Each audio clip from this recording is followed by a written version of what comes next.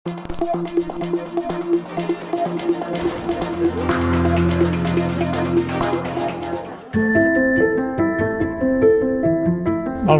és gastar recursos per produir un producte que no es consumirà. El desperdicio alimentario es una de las consecuencias de los sistemas alimentarios que tenemos actualmente, de cómo está configurado el sistema alimentario. El malbaratament, per mi, passaria per ser una mica més eficients a l'hora de produir. Tirar alimentos implica tirar recursos, y los recursos son escasos. Hay mucha comida que se desperdicia y mucha gente que en realidad lo necesita, y de esto hay que tomar conciencia. Malbaratar els aliments és no donar-los una segona vida. El malbaratament alimentari és un problema de tots i entre tots podem ajudar a revertir-lo.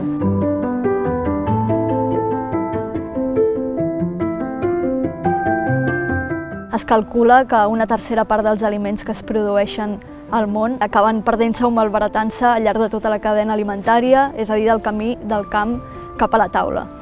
Aproximadamente una tercera parte de los productos agrícolas que nosotros generamos o que producimos al final no llegan a su destino final, que es la alimentación humana. ¿Qué significa esa tercera parte de los alimentos? Nosotros necesitamos, para producir los alimentos, esos productos agrícolas y ganaderos, necesitamos una serie de recursos.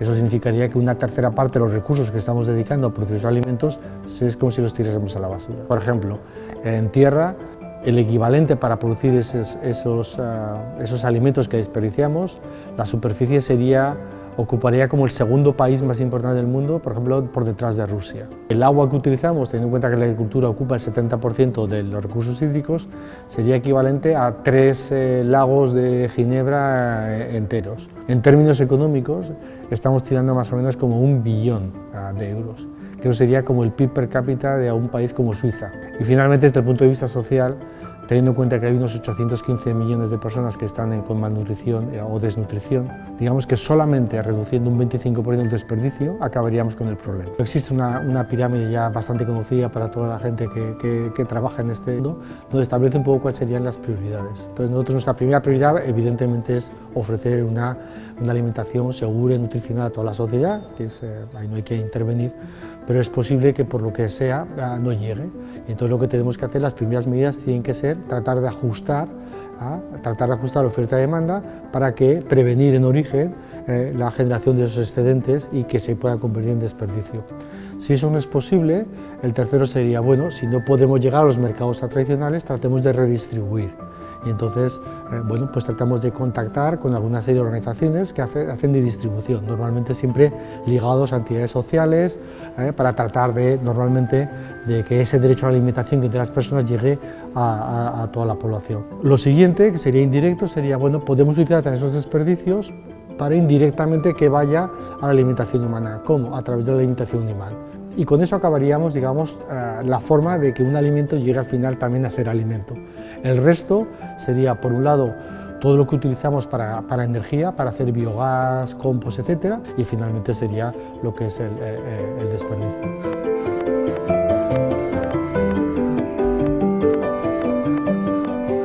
Actualmente, si nosotros contemplamos los últimos 5 años, el número de iniciativas que se han desarrollado en España, en Cataluña, para tratar de reducir o prevenir el desperdicio alimentario ha aumentado de forma exponencial. Y además, lo más interesante es que abarca desde el sector productor, iniciativas del sector productor, hasta el consumidor. En el mundo del sector primero, en la producción primaria, es muy importante tratar de ajustar oferta y demanda, es decir, tratar de producir aquello que se va a vender. Y en este punto de vista hay iniciativas pequeñas que tratan justamente de ajustar oferta y demanda, como puede ser la iniciativa de Ecomaresme. Ecomaresme som un grup de pagesos ecològics i treballem en planificacions de cultius anuals, treballem per comissions, hi ha una comissió dintre de la cooperativa que es dedica a la planificació de cultius i aquesta comissió és la que fa l'estudi de tots els productes que necessitem anualment i distribueix a cada pagès quin producte ha de sembrar per la resta de socis. La manera que tenim nosaltres de treballar, al ser cultius que estan planificats d'aquesta manera, sabem que són cultius que bàsicament estan venuts, fa que nosaltres tinguem un tant per cent de merma en el camp bastant petit. Ja plantem sapiguent que allò que estem plantant ja hi ha un altre company que ho comprarà. Jo diria que el 90 i pico % del gènere que cada pagès produeix sempre té sortida. Sí que és veritat que a vegades hi ha merma, ja sigui perquè el producte no té una qualitat que cada pagès consideri que sigui bona pel client final, però en canvi sí que és una qualitat que és perfectament menjable, que es pot menjar perfectament, i aleshores aquí és quan comencem a tirar dels nostres contactes de xarxa d'aliments o amb el tema dels espigoladors, que són gent que ja venen al camp directament i cullen el que tu creus que ja no tindrà sortida.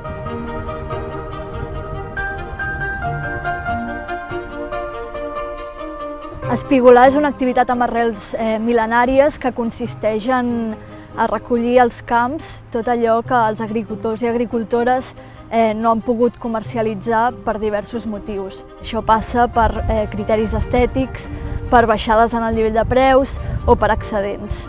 Actualment contem amb una xarxa de més d'un centenar de productors i productores col·laboradores, amb una borsa de voluntariat de més de 1.500 persones i gràcies a ells, gràcies a la seva ajuda i la seva col·laboració, estem podent espigolar entre 3 i 4 cops a la setmana i aquest any, el 2020, hem arribat a 1 milió de quilos de fruita i verdura espigolada des de l'inici de la nostra activitat. El 95% del que recollim portem a entitats socials i a serveis de distribució gratuïta d'aliments per garantir el dret a una alimentació saludable de tota la població. Amb una petita part restant, elaborem conserves vegetals 100% naturals que comercialitzem sota la marca És Imperfect. Ho fem a l'obrador situat al barri de Sant Cosme del Prat de Llobregat, que funciona també com a espai d'inserció i formació laboral. Perfectus no és un e-commerce normal i corrent com qualsevol que t'envien la fruita i la verdura a casa. La missió principal és reduir que vagin a la basura tots aquests productes que en principi són detectats com a lletjos, però que en veritat venen directe del pagès i que són perfectament aptes pel consum. Saber que estàs fent un bé pel món, reduir el malbaratament alimentari, reduir el consum de plàstic, tota la gent que hem conegut, està sent una experiència increïble i només pot que començar.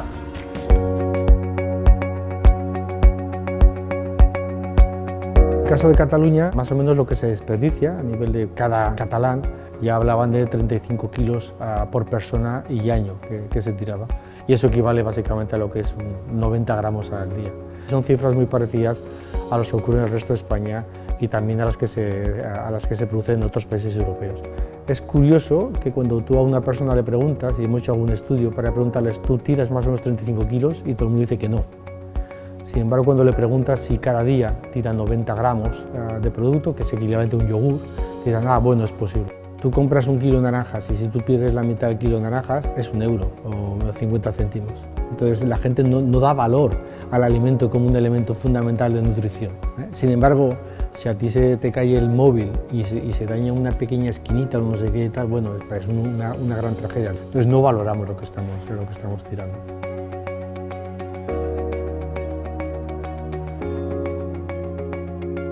Lo mismo con la restauración. El tema del buffet libre, tú puedes comer por 14 horas todo lo que quieres. Entonces, ¿qué haces? Lo que haces es generar que la gente vaya ahí con hambre o sin hambre a rellenar y cuando te sacias dejas toda la mitad y te vas a buscar otra cosa porque te gusta, te vas a hacer una flota. Bueno, hay una serie de estrategias que tendríamos que pensar que por un lado es una atracción de público, pero por otro lado está generando grandes desperdicios. Tu va néixer una nit quan 4 emprenedors, 4 joves, estaven sopant en un bufet i van veure com després de gaudir dels aliments que havien estat sopant, tot fent sobre taula, veient com els estaven llançant a les escombraries directament de les safates d'on tot just els acabaven d'agafar. Van decidir que allò no era bo, no era normal, no era lògic, i per tant van començar a treballar per buscar una solució no només per a aquells bufets, sinó per qualsevol establiment que realment tingués un excedent al final del dia i que malauradament estigués llançant aquells aliments tot i estar en perfecte estat i ser menjar de qualitat. Actualment ja són més de 31 milions d'usuaris els que a nivell internacional dia a dia utilitzen Too Good To Go per poder salvar aquests aliments i així evitar no només el malbaratament alimentari, sinó també totes les conseqüències que això comporta. Tot i que Too Good To Go va néixer a Dinamarca i té una presència global, tenim un equip local a cada territori que permet desenvolupar no només l'aplicació, sinó també altres accions. El que volem amb Too Good To Go és inspirar i empoderar a tothom a lluitar junts contra el malbaratament.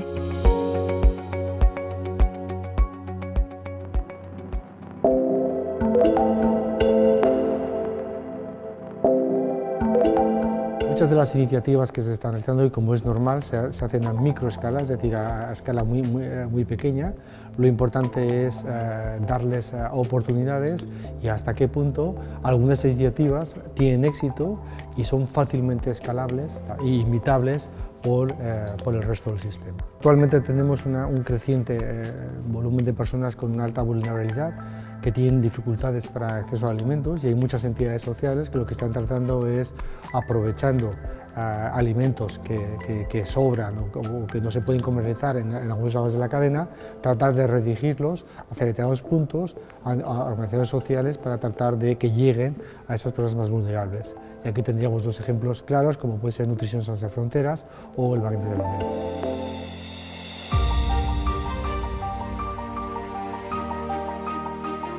La col·laboració de Mercabarna amb el Banc dels Aliments va començar l'any 2002, ara fa pràcticament ja 20 anys, i va ser amb la cessió d'un petit magatzem aquí dintre del recinte de Mercabarna, on les empreses de majoristes, de fruites i hortalisses especialment, donaven els seus productes excedentaris en el Banc dels Aliments. Aquests productes excedentaris eren perfectament consumibles, però no eren comercialitzables. Des del 2002 fins avui, Mercabarna, conjuntament amb el Banc dels Aliments, hem anat realitzant moltes campanyes de sensibilització entre els empresaris majoristes per tal d'anar fidelitzant aquests empresaris i anar aconseguint de més, amb l'objectiu sempre de recollir el màxim d'aliments possibles de cara a les persones que més ho necessiten.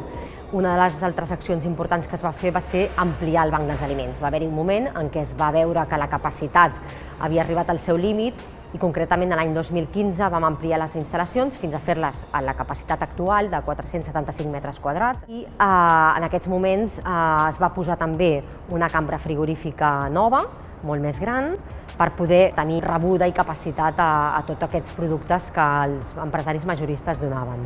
Per tant, des dels inicis fins ara, el que sí que podem concloure és que les donacions per part dels empresaris majoristes s'han triplicat i en alguns casos fins i tot quadriplicat en el sentit de donacions de fruites i hortalisses des del 2002 fins avui dia, el 2020. La manera que opera és que s'obre ja molt a primera hora del dematí per recollir, que és quan hi ha més activitat en el mercat, per recollir les donacions que ja arriben a primera hora i després es va treballant en funció del gènere que arriba doncs, totes les feines de triatge a lo llarg del matí. De manera que les entitats van recollint a mesura que ja es va triant i intentant deixar el mínim possible per l'any demà, ja que és un gènere que com més ràpida sortida se li doni, doncs molt millor. Per al Banc dels Aliments, comptar amb l'aportació de Mercabarna és molt important perquè estem parlant de producte fresc, principalment de fruites i hortalisses, i per tant és un producte molt sa i molt necessari per qualsevol persona. La situació ocasionada per la pandèmia de la Covid, malauradament, ens ha posat en evidència que les necessitats són creixents de demanda d'aliment. Moltes persones ho estan passant malament i, per tant, necessitem créixer en número d'empreses que donin, però també en créixer en capacitat. I, per tant, aquest magatzem actual, que vam acabar d'ampliar el 2015, l'hem de tornar a ampliar. Ja tenim pràcticament acabada la construcció d'una nova instal·lació de 900 metres quadrats i aquest nou magatzem, que serà inicialment el Banc dels Aliments, serà també la prova pilot i el primera passa del futur centre d'aprofitament alimentari, que serà un centre que acabarà al final absorbint al voltant d'unes 4.500 tones anuals.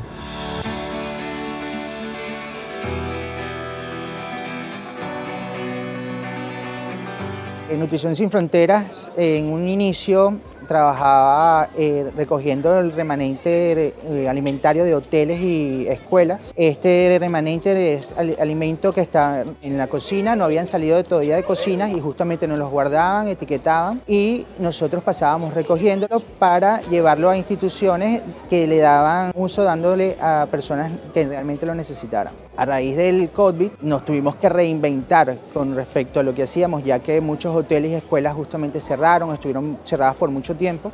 Entonces hemos creado un proyecto que se llama Cocina Solidaria y en este lo que hacemos es justamente buscamos materia prima de diferentes entidades, por ejemplo Mercabarna. Al recoger estos alimentos que justamente iban a ser descartados, intentamos darle una segunda vida entregándolos a estas cocinas solidarias para que las procesen. Al procesarlas justamente nos dan envases ya con comida hecha y se los podemos dar a instituciones para que repartan usuarios finales. Y es una gran ventaja porque estos usuarios finales normalmente no tienen cocina, a veces están en condición de calle o son incluso personas muy mayores que no pueden cocinar, entonces justamente ya tienen ahí estos envases ya con su comida. Els menús que s'entreguen són menús saludables, sostenibles, estan avalats per un equip de nutricionistes per part de Nutrició Sense Fronteres que avalen que tots aquests plats tenen les condicions nutricionals correctes per poder tenir un àpat complet diari. Una d'aquestes cuines solidàries en les quals col·labora en el projecte de Nutrició Sense Fronteres és Dioncop. És una entitat d'iniciativa social que el que pretén és insertar en el món laboral a persones migrants o d'altres economies submergides i el que fan són plats de tradició senegalesa que el que fan és enriquir molt més aquesta varietat de productes i de plats que entreguem.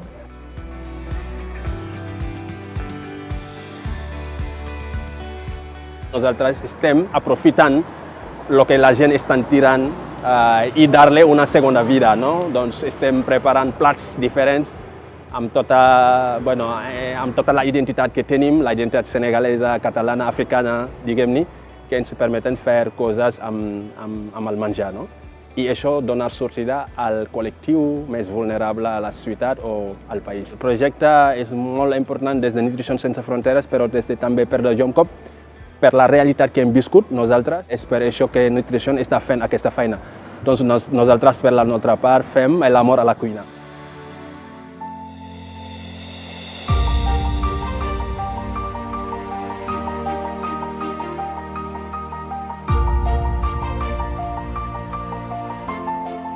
Los detallistas, su beneficio justamente es el margen y tienen márgenes muy apropiados, pero es cierto que con sus promociones, aunque ellos no están generando desperdicio en sus instalaciones, sí que puede estar generando determinado desperdicio en cadenas más abajo, o también con sus políticas pueden estar generando desperdicio en algunas de los eslabones anteriores. Entonces, con una cierta coordinación, pues se podria mejorar. La nostra parada, en realitat, malbaratament poc, perquè inclús ens fem les nostres pròpies botifarres, no? Però realment accedent intentem aprofitar el màxim possible. Amb les puntes embotit tot el producte que tenim ibèric, fem picadillo, el tallem petit i el venem per fer llenties, callos o sofregit, o simplement obrir a mitja tarda i poder picar.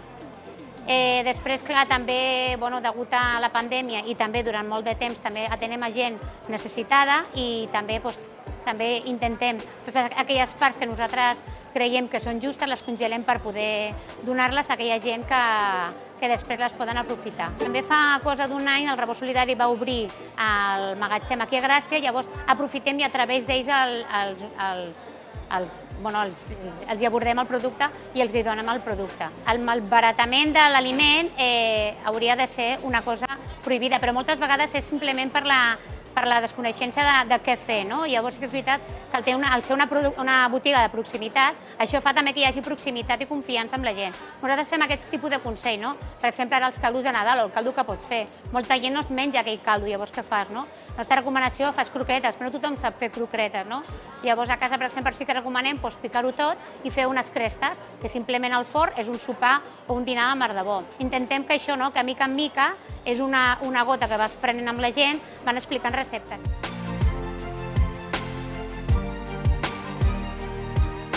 El Rebost és la xarxa d'entitats de distribució social d'aliments de Terrassa, que està formada per 10 entitats i que coordina la Creu Roja conjuntament amb l'Ajuntament de Terrassa. Recentment, un grup de professorat de l'ESCOM hem començat a treballar amb entitats socials que es dediquen a la distribució de productes alimentaris a famílies vulnerables.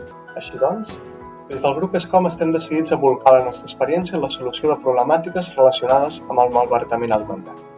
A tall d'exemple, considerar la distribució ràpida de productes amb data de venciment propera o l'equilibrat de cistelles de comandes que s'envien bé a petits centres de distribució o bé a beneficiaris. Tots els aliments que ens arriben són entregats als usuaris, però en els casos de minves, d'establiments de distribució, sobretot, ens arriben en quantitats importants productes amb data de consum preferent molt immediata que cal distribuir de forma eficient entre les famílies que recullen els aliments. Habitualment això és molt complicat i ens interessa generar nous protocols de comunicació i d'organització i logística amb les entitats i amb les pròpies famílies per poder donar sortida a tots aquests productes de minves i lluitar així contra el malbaratament alimentari. Per distribuir equilibradament aquests productes inesperats a les famílies més adients, s'està treballant en una aplicació informativa d'avisos i reserves perquè les famílies puguin venir a recollir aliments específics addicionals. Aquesta aplicació es pretén implementar com a projecte pilot al Rebost, però s'espera que més endavant es pugui utilitzar a altres entitats. L'objectiu final seria evitar qualsevol risc de malbaratament. Desde Biotucult, trabajamos para reducir las pérdidas y el desperdicio de alimentos, contribuyendo con la preservación del medio ambiente a través de tecnología y economía circular. El proyecto Biotucult ha tomado forma graças a um planeamento sinérgico entre nossas linhas de investigação sobre tecnologia de alimentos e tecnologia de materiais, e a financiação recebida por diversas instituições. Nossas coberturas para aplicação direta sobre os alimentos são 100% naturais. A formulação aproveita os ingredientes que a natureza introduz em los alimentos existentes para alargar a vida de los perecederos, criando uma pele imperceptível que lo protege, al tiempo que reduce su pérdida de umidade. A pele que se cria sobre o alimento é comestível e não altera seu sabor nem seu color. Sua função é aumentar a vida útil de estes alimentos, ajudando a que o alimento mantenha suas características físicas, nutricionais e sensoriais por mais tempo. A tecnologia Biotucult aporta valor a toda a cadeia, desde o produtor e distribuidor hasta minorista e consumidor. A los produtores le disminui las mermas, a los distribuidores y mayoristas les amplía el ámbito y margen comercial y a los minoristas y consumidores le alarga la vida útil del proceso. Todo ello con un esquema de economía circular y de respeto por el medio ambiente.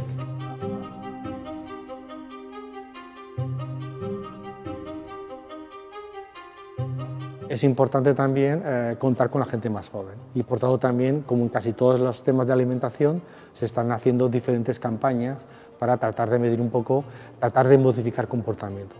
Se entiende que los estudiantes de edad más baja generan una serie de hábitos a determinadas edades y esos hábitos van a perdurar a lo largo de su vida. Por tanto, cualquier actuación en colegios es importante. Els nens i nenes al menjador el que fan és separar la fracció orgànica en dues parts, no? Una part és l'immenjable, aquell os del pollastre o la pela del plàtan, que van a la fracció orgànica però que no són menjables, i una fracció que és aquell iogurt sense escurar, aquell trosset d'enciam.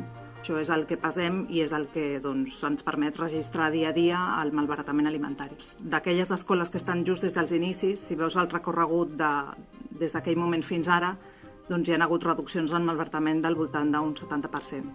Tenemos que conseguir cambios en comportamientos, cambios en concienciación, dar más información para que ese proceso sea natural y que no estemos forzados simplemente a cumplir unos objetivos y unos indicadores, sino que esos indicadores se cumplan y se cumplan de sobra simplemente a través de los cambios de comportamiento. Podemos contemplar solamente el desperdicio como un objetivo como tal, sino que tenemos que inscribirlo en que tenemos que ir planteándonos un poco si los sistemas alimentarios con los cuales nosotros nos dotamos de alimentos deberían también cambiar de acuerdo a estos nuevos principios. Com a espigoladors, nosaltres sempre diem que el nostre objectiu a llarg termini és desaparèixer, perquè això voldria dir que ja no hi ha pèrdues i malbaratament alimentari al món, però com que sabem que això és una utopia per ara, el nostre objectiu és replicar el nostre model per poder incrementar l'impacte de les nostres accions.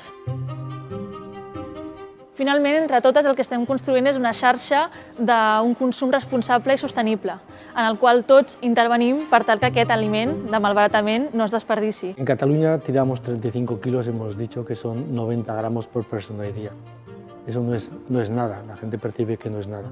Si de esos 90 gramos nosotros nos proponemos como actividad tirar únicamente 25 gramos, 20 gramos, una cuarta parte de un yogur, estaríamos reduciendo nada más y nada menos que en un 25% todo el desperdicio que se tira en Cataluña. Con un pequeño esfuerzo de todos, el problema del desperdicio puede ser simplemente una cuestión del pasado. Tots hem de lluitar contra el malbaratament. Hem de ser conscients que si volem tenir un planeta amb més bones condicions per nosaltres i pels que ens precedeixen, hem d'evitar el malbaratament de recursos. Per Mercabarna, la lluita contra el malbaratament i la sostenibilitat sempre ha sigut important. És cert que el nostre malbaratament en percentatge és molt baix, és només d'un 0,5, però si això ho transformem en quilos anuals, tenint en compte que comercialitzem més de 2 milions de tones a l'any, doncs són molts quilos. I per això hem de ser molt conscients i treballar conjuntament amb els empresaris i amb els gremis i seguir sensibilitzant també la població perquè l'impacte i la petjada que suposa el comercialitzar tants quilos de productes frescos a l'any sigui la menor possible.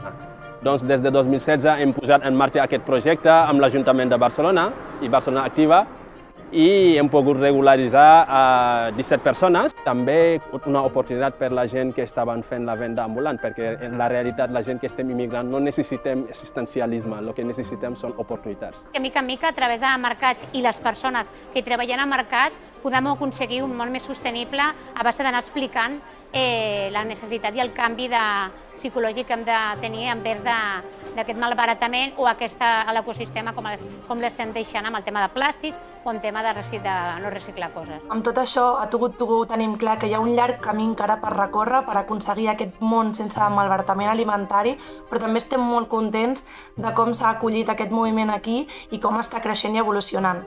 No hi tenim res a perdre i tenim moltíssimes ganes de seguir sumant Waste Warriors, seguir sumant establiments per aconseguir entre tots junts lluitar contra el malbaratament alimentari.